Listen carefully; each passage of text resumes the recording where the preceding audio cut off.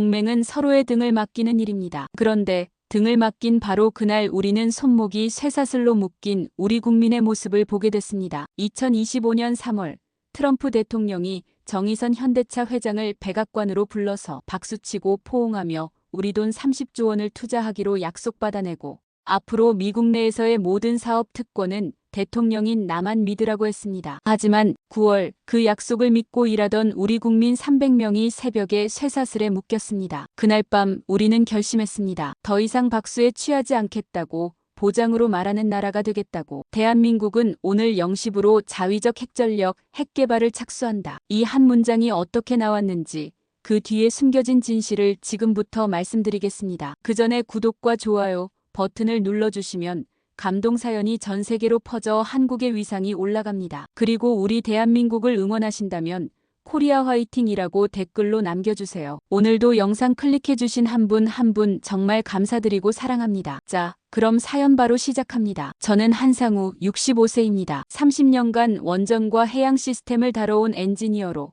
지금은 국가전략자문역을 맡고 있습니다. 오늘 여러분께 들려드릴 이야기는 한 나라가 어떻게 배신당했는지 그리고 그 앞에서 어떤 선택을 했는지에 관한 이야기입니다. 2025년 3월 백악관 이벤트홀에서 터져나오는 박수 소리가 지금도 귀에 맴돕니다. 정의선 현대차 회장이 트럼프 대통령과 나란히 서서 역사적 발표를 했던 그날 저는 수행단 일원으로 그 자리에 있었습니다. 200에서 210억 달러, 우리 돈으로 약 30조 원 규모를 미국에 투자하는 내용이었습니다. 화려한 조명이 두 사람을 비추는 동안 저는 왜인지 모를 불안감을 느꼈습니다. 너무 완벽한 약속들이었거든요. 조지아 현대자동차 공장 전기차 단지 확장, 일자리 창출, 미래 기술 협력. 모든 단어가 희망으로 가득했지만 제 가슴 한편에는 차가운 무언가가 자리 잡고 있었습니다. 박수가 쏟아지는 동안 저는 조용히 핸드폰을 꺼내 조지아 현대차 단지 관련 자료를 다시 훑어봤습니다. 그곳에서 일하는 한국인 근로자가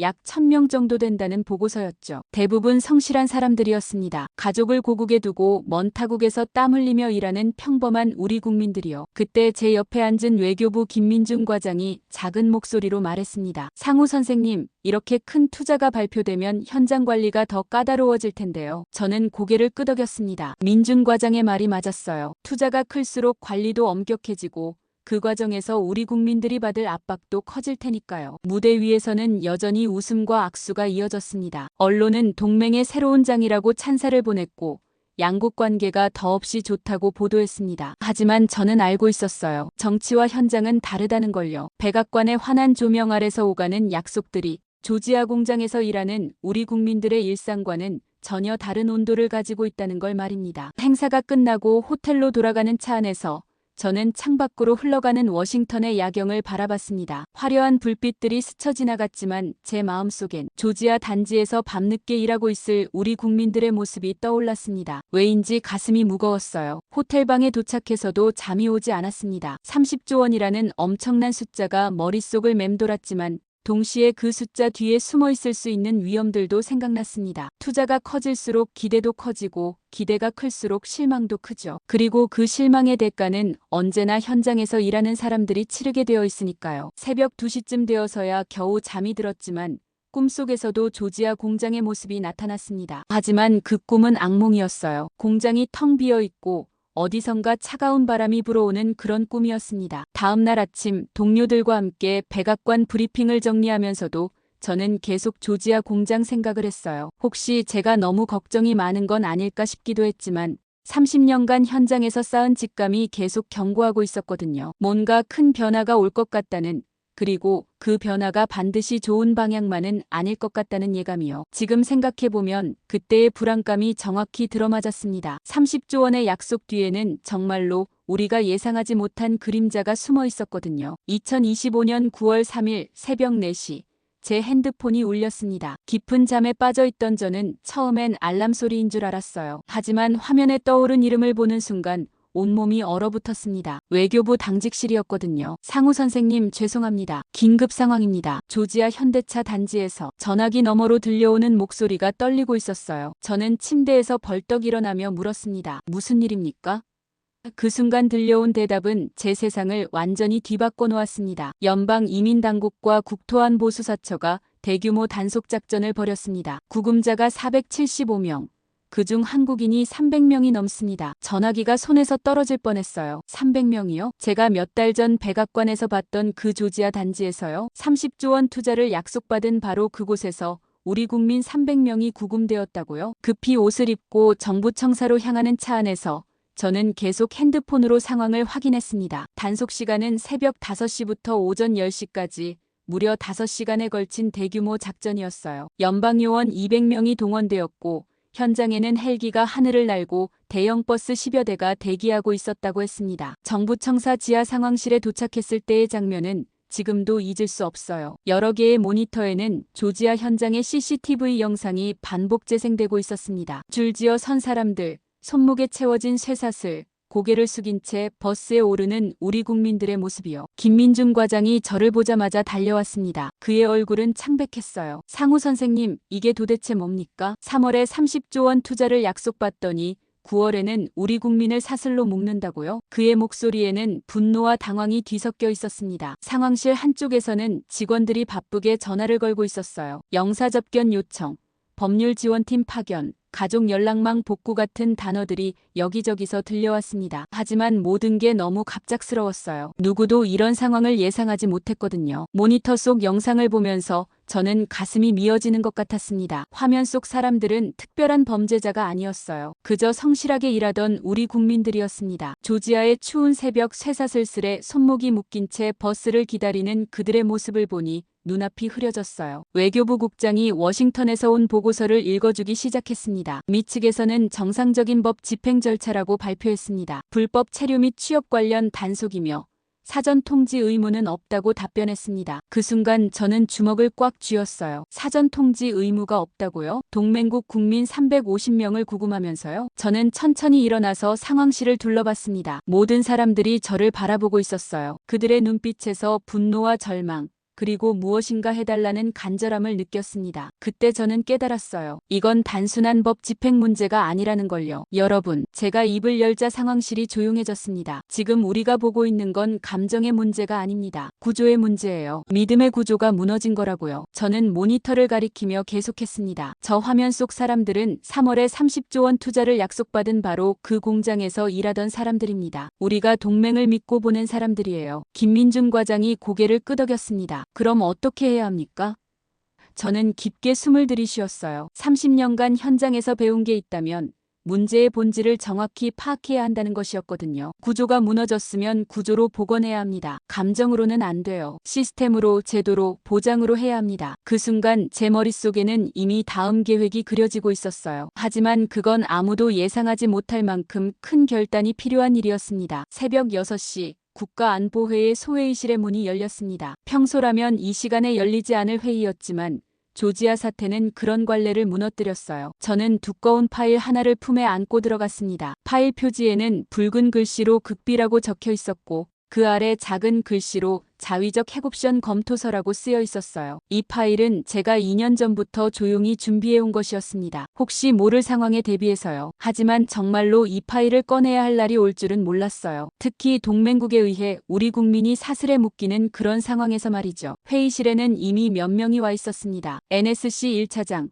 외교부 차관, 국방부 차관, 그리고 청와대 안보실 차장까지 모두 피곤한 얼굴이었어요. 밤새 조지아 상황을 처리하느라 잠도 제대로 못 잤을 테니까요. NSC 1차장이 먼저 입을 열었습니다. 상우 선생님, 지금 핵을 입에 올릴 때가 맞습니까? 동맹관계에 돌이킬 수 없는 균열이. 그의 목소리에는 깊은 우려가 담겨 있었어요. 당연한 반응이었죠. 핵이라는 단어는 가볍게 꺼낼 수 있는 것이 아니니까요. 저는 파일을 책상 위에 놓고 천천히 말했습니다. 바로 지금입니다. 회의실이 조용해졌어요. 말하느냐가 아니라 보장하느냐의 문제거든요. 저는 파일을 펼치면서 계속했습니다. 조지아에서 우리가 본 건 뭡니까? 30조 원 투자를 약속받고도 우리 국민 300명을 사전 통지도 없이 구금했어요. 이게 동맹입니까? 외교부 차관이 불편한 표정을 지었습니다. 하지만 핵 개발은 저는 손을 들어 그의 말을 멈췄어요. 핵 보유가 아니라 핵 개발 착수입니다. 차이를 이해하셔야 해요. 저는 파일에서 첫 번째 자료를 꺼냈습니다. 우리는 핵을 무기화하겠다는 단선이 아니라 자위 억제의 실체를 갖추겠다는 국가 의지를 공유하는 겁니다. 국방부 차관이 몸을 앞으로 기울였습니다. 구체적으로 어떤 의미입니까? 저는 깊게 숨을 들이쉬었어요. 이 순간이 왔구나 싶어거든요. 30년간 기술자로 살아오면서 늘 준비해왔던 순간이요. 우리가 북한을 보세요. 핵을 가지고 나서 누가 함부로 대합니까? 중국도 러시아도 심지어 미국도 함부로 하지 못해요. 저는 책상을 가볍게 두드렸습니다. 하지만 우리는 어떻습니까? 30조 원 투자를 약속해줘도 우리 국민들이 새벽에 쇠사슬에 묶여요. 왜일까요? 우리를 만만하게 보기 때문이죠. 청와대 안보실 차장이 고개를 저었습니다. 그래도 핵은 너무. 저는 그의 말을 이해했어요. 핵이라는 단어가 주는 부담감을 모르는 건 아니었거든요. 하지만 때로는 가장 무거운 선택이 가장 평화로운 결과를 가져온다는 걸 알고 있었어요. 여러분, 감정의 언어가 아니라 의지의 문장으로 말해야 할 때가 왔습니다. 저는 파일의 핵심 부분을 펼쳤어요. 우리는 복수를 원하는 게 아니에요. 보장을 원하는 거죠. 다시는 조지아 같은 일이 일어나지 않도록 하는 보장 말입니다. 그 순간 회의실 문이 열리고 대통령이 들어왔습니다. 모두 벌떡 일어났지만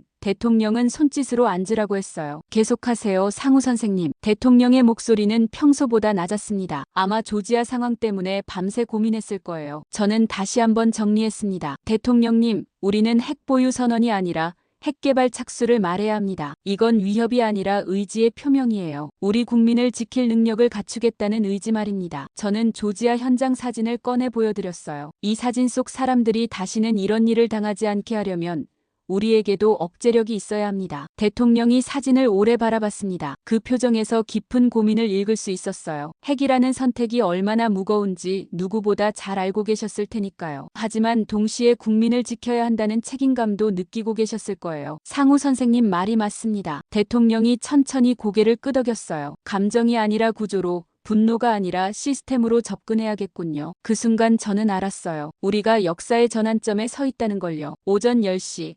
청와대 춘추관 지하에 있는 문서 작성실로 향했습니다. 대통령의 결재를 받은 저는 이제 가장 어려운 작업을 해야 했어요. 바로 선언문을 작성하는 일이었습니다. 한 글자 한 글자가 나라의 운명을 바꿀 수 있는 그런 문서를요. 문서 작성실에는 저 혼자만 들어갔습니다. 외부와 완전히 차단된 이 공간에서 저는 컴퓨터 앞에 앉아 하얀 화면을 바라봤어요. 어디서부터 시작해야 할까요? 어떤 단어로 시작해야 전 세계가 우리의 진심을 이해할까요? 먼저 조지아 현장 사진을 다시 꺼내봤습니다. 손목에 쇠사슬이 채워진 채 고개를 숙이고 있는 우리 국민들의 모습이요. 이 사람들이 왜 이런 일을 당해야 했을까요? 단지 성실하게 일했다는 이유로요? 동맹국을 믿고 먼 땅에 가서 일했다는 이유로요? 키보드에 손을 올리고 첫 문장을 타이핑하기 시작했습니다. 대한민국은 오늘 0시부로 자위적 핵전력 개발을 착수한다. 이 한 문장을 쓰는 데만 10분이 걸렸어요. 글자 하나하나의 무게가 느껴졌거든요. 하지만 이것만으로는 부족했습니다. 세계가 우리를 오해할 수 있어요. 핵을 가지려는 이유.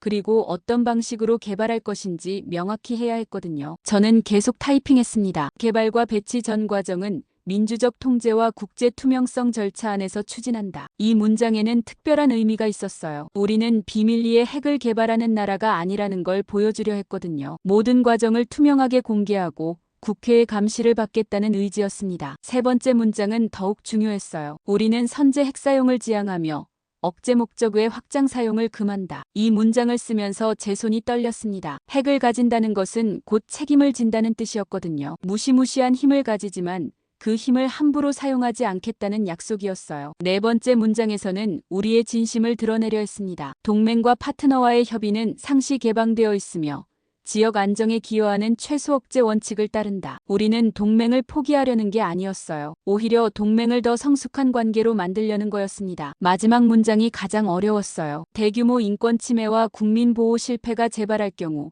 억제 강도는 단계적으로 상향한다. 이 문장을 쓰면서 저는 조지아 현장을 다시 떠올렸습니다. 새벽 5시에 갑자기 들이닥친 연방 요원들, 사전 통지도 없이 구금된 우리 국민들, 그리고 그것을 정상 절차라고 말하는 미국 정부의 태도를요. 문서를 다 작성하고 나서 저는 의자에 등을 기댔습니다. 화면에 떠있는 5개의 문장이 마치 살아있는 것처럼 느껴졌어요. 이 문장들이 발표되는 순간 전 세계가 한국을 다른 시선으로 보게 될 거예요. 인쇄 버튼을 누르기 전에 저는 한 번 더 문서를 읽어봤습니다. 혹시 놓친 부분이나 오해를 부를 수 있는 표현은 없는지 꼼꼼히 확인했어요. 특히 자위적이라는 단어를 여러 번 확인했습니다. 이 단어가 우리의 의도를 가장 정확히 표현한다고 생각했거든요. 문서를 출력하고 나서 저는 창밖을 바라봤습니다. 청와대 마당에는 가을 햇살이 따스하게 내리쬐고 있었어요. 평화로운 일상이었죠. 하지만 지금 제 손에 들린 이 문서는 그 평화로운 일상을 지키기 위한 가장 무거운 선택이었습니다. 복도를 걸어가면서 저는 생각했어요. 우리는 겁박을 하려는 게 아니라 보장을 하려는 거라고요. 다시는 조지아 같은 일이 일어나지 않도록 우리 국민이 어디에 가든 안전하다는 보장을 만들려는 거라고요. 그것이 바로 이 선언문의 진짜 의미였습니다. 대통령실 앞에 도착했을 때 저는 깊게 숨을 들이쉬었습니다. 이제 정말로 돌이킬 수 없는 길로 들어서는 거구나 싶었어요. 하지만 후회는 없었습니다. 우리에게는 이 선택밖에 없었거든요. 오후 6시 청와대 브리핑룸의 문이 열렸습니다. 평소와는 확연히 다른 분위기였어요. 기자들의 표정이 긴장되어 있었고 카메라맨들도 언제나보다 신중하게 장비를 점검하고 있었습니다. 전 국민이 지켜볼 역사적 순간이 다가오고 있다는 걸 모두가 느끼고 있었거든요. 저는 브리핑룸 뒤편 관계자석에 앉아 있었습니다. 제 손에는 아까 작성한 선언문 원본이 들려 있었어요. 종이가 살짝 젖어 있는 걸 보니 제 손에 땀이 나고 있다는 걸 알았습니다. 30년간 수많은 프로젝트를 진행해봤지만 이렇게 떨려본 적은 없었어요. 대통령이 연단에 오르자 브리핑룸이 조용해졌습니다. 평소의 대통령과는 다른 모습이었어요. 표정이 더 엄숙했고 걸음걸이도 평소보다 무거워 보였습니다. 연단에 서서 원고를 정리하는 모습을 보니 가슴이 뭉클했어요. 이 무거운 결정을 내리기까지 얼마나 고민하셨을까 싶었거든요. 국민 여러분, 대통령의 첫마디가 브리핑룸을 가득 채웠습니다. 목소리는 평소보다 낮고 침중했어요. 오늘 저는 여러분께 무거운 이야기를 하려고 합니다. 기자들이 더욱 집중하는 게 느껴졌어요. 카메라 셔터 소리조차 조심스러워졌습니다. 우리는 동맹을 사랑합니다. 대통령이 계속했습니다. 70년간 함께해온 동맹을 소중히 여기고 앞으로도 그 관계를 발전시켜 나가고 싶습니다. 저는 고개를 끄덕였어요. 이 부분이 중요했거든요. 우리가 동맹을 포기하려는 게 아니라는 걸 분명히 해야 했으니까요. 하지만 대통령의 목소리가 더욱 낮아졌습니다. 동맹이 우리 국민의 손목을 쇠사슬로 묶을 때 국가는 국민을 보호할 방패를 들어야 합니다. 그 순간 브리핑룸에 정적이 흘렀어요. 모든 기자들이 숨을 죽이고 있는 게 느껴졌습니다. 저는 조지아 현장을 떠올렸습니다. 새벽 5시에 갑자기 벌어진 대규모 단속. 쇠사슬에 묶인 채 버스에 오르는 우리 국민들의 모습이요. 그 사진을 볼 때마다 가슴이 찢어지듯 아팠는데 지금도 마찬가지였어요.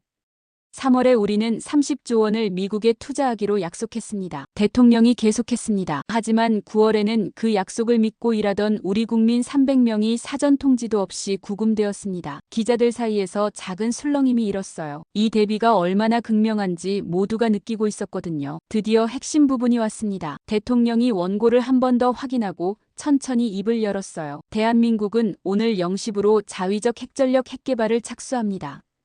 그 순간 브리핑룸이 완전히 조용해졌어요. 카메라 셔터 소리조차 멈췄습니다. 저는 심장이 빨리 뛰는 걸 느꼈어요. 드디어 말해졌구나 싶었거든요. 몇 달간 준비해온 그 순간이 마침내 왔다는 걸 실감했습니다. 하지만 동시에 걱정도 되었어요. 과연 국민들이 그리고 세계가 우리의 진심을 이해해줄까 하는 걱정이요. 민주적 통제와 국제 투명성. 최소 억제의 원칙 아래서 대통령이 계속했습니다. 동맹과 함께 평화를 강제할 능력을 갖추겠습니다. 이 부분에서 저는 안도감을 느꼈어요. 우리의 의도가 명확히 전달되고 있다는 걸 느꼈거든요. 기자들이 손을 들기 시작했지만 대통령은 아직 말을 마치지 않았어요. 의는 복수가 아닙니다. 보장입니다. 다시는 조지아 같은 일이 일어나지 않도록 하는 보장입니다. 그 말을 들으면서 저는 눈시울이 뜨거워지는 걸 느꼈어요. 질의응답 시간이 시작되었습니다. 첫 번째 질문은 예상했던 것이었어요. 대통령님, 이번 결정이 한미동맹에 미칠 영향은 어떻게 보십니까? 대통령의 대답도 준비되어 있었어요. 동맹을 더 성숙한 관계로 발전시키기 위한 선택입니다. 일방적 관계가 아닌 상호 존중에 기반한 진정한 파트너십을 만들어가겠습니다. 브리핑이 끝나고 대통령이 연단을 떠날 때 저는 일어나서 박수를 쳤습니다. 처음에는 저 혼자였지만 곧 다른 관계자들도 함께 박수를 쳤어요. 조심스럽지만 진심 어린 박수였습니다. 역사적 순간을 목격했다는 감격과 함께요. 브리핑룸을 나오면서 저는 핸드폰을 확인했습니다. 벌써 여러 나라 언론에서 속보를 내보내고 있었어요. 한국 핵개발 착수선언. 동북아 판도 변화 예고 같은 제목들이었습니다. 이제 정말로 시작이구나 싶었어요. 복도를 걸으면서 저는 조지아 현장을 다시 떠올렸습니다. 손목에 쇠사슬이 채워진 채 고개를 숙이고 있던 우리 국민들의 모습이요. 오늘의 선언이 그들에게는 어떤 의미일까요? 아마 앞으로는 다시는 그런 일이 일어나지 않을 거라는 희망을 주지 않을까 싶었어요. 발표 30분 후 제 핸드폰이 울렸습니다. 화면에는 워싱턴 직통이라고 뜨더군요. 예상했던 전화였어요. 하지만 받기까지 망설여졌습니다. 과연 그들이 어떤 반응을 보일까요? 상우 선생님, 전화 너머로 들려온 목소리는 미국 국무부 동아시아 담당 차관보였습니다. 지금 워싱턴이 발칵 뒤집혔습니다. 도대체 무슨 일입니까? 목소리에는 당황과 분노가 뒤섞여 있었어요. 하지만 저는 침착하게 대답했습니다. 차관보님도 조지아 상황을 아시잖습니까? 우리 국민 300명이 사전 통지도 없이 구금되었어요. 전화 너머가 잠시 조용해졌습니다. 아마 할 말이 없었을 거예요. 조지아 단속이 명백히 과도했다는 걸 그들도 알고 있었거든요. 하지만 핵은 너무 과격한 선택 아닙니까?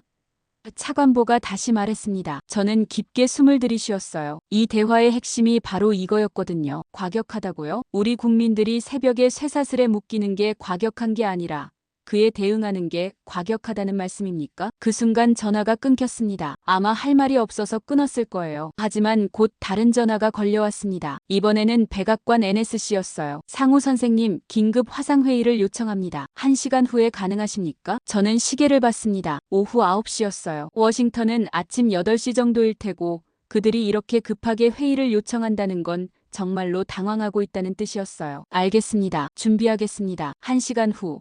청와대 영상회의실에 앉아 있었습니다. 화면 너머로 워싱턴의 상황실이 보였어요. 평소와는 다른 분위기였습니다. 모두 긴장한 표정이었고 몇 명은 밤새 일한 듯 피곤해 보였어요. 백악관 NSC 보좌관이 먼저 입을 열었습니다. 상우 선생님, 오늘 발표는 정말 예상 밖이었습니다. 사전 협의라도 있었으면. 저는 고개를 저었어요. 사전 협의요? 조지아에서 우리 국민을 구금할 때는 사전 통지도 없었는데요. 국무부 고위 관계자가 불편한 표정을 지었습니다. 조지아 건은 법적 절차에 따른. 저는 손을 들어 그의 말을 멈췄어요. 법적 절차라고요? 동맹국 국민 350명을 새벽에 급습해서 구금하는 게 법적 절차입니까? 화면 너머의 분위기가 더욱 무거워졌습니다. 그들도 알고 있었거든요. 조지아 단속이 과도했다는 걸요. 하지만 인정하기는 어려웠을 거예요. 미국 정부의 체면상 말이죠. 그때 한 명이 다른 각도에서 접근했습니다. 그럼 어떻게 하면 이 상황을 풀 수 있을까요?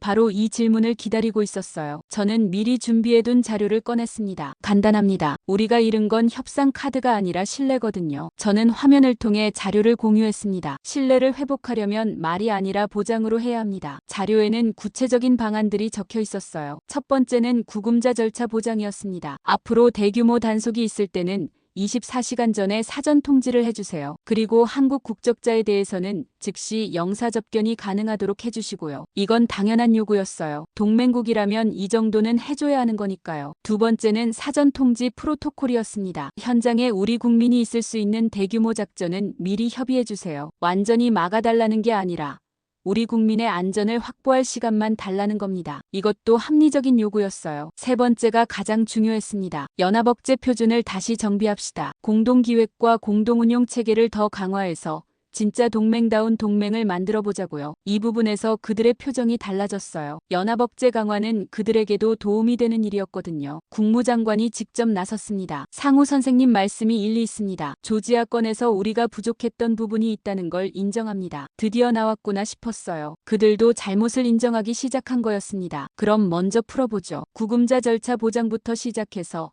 사전 통지 프로토콜, 연합억제 표준 협의까지 보장으로 가자고요. 그 말을 하면서 저는 마음이 놓였어요. 드디어 대화가 시작된다는 느낌이었거든요. 회의가 끝나고 화면이 꺼진 후 저는 의자에 등을 기댔습니다. 생각보다 잘 풀려가고 있었어요. 그들도 조지아 상황이 잘못되었다는 걸 알고 있었고 관계 회복을 원하고 있었거든요. 다음 날 아침 워싱턴에서 공식 발표가 나왔습니다. 한국과의 새로운 협력 방안을 협의하기 위해 긴급 실무진 회의를 개최한다는 내용이었어요. 장황한 변명 대신 보장이라는 한 단어가 새로운 문서의 제목이 되고 있었습니다. 그날 저녁 뉴스에서는 한미 새로운 협력 프로토콜 협에 착수라는 소식이 나왔어요. 조지아에서 시작된 상처가 이제 새로운 관계의 출발점이 되고 있었습니다. 30조 원 투자도 중요하지만 300명의 존엄이 더 중요하다는 메시지가 전 세계에 전해지고 있었어요. 3개월 후인 12월, 저는 다시 조지아에 있었습니다. 하지만 이번에는 완전히 다른 모습이었어요. 9월에 우리 국민 300명이 구금되었던 바로 그 현대차 단지였지만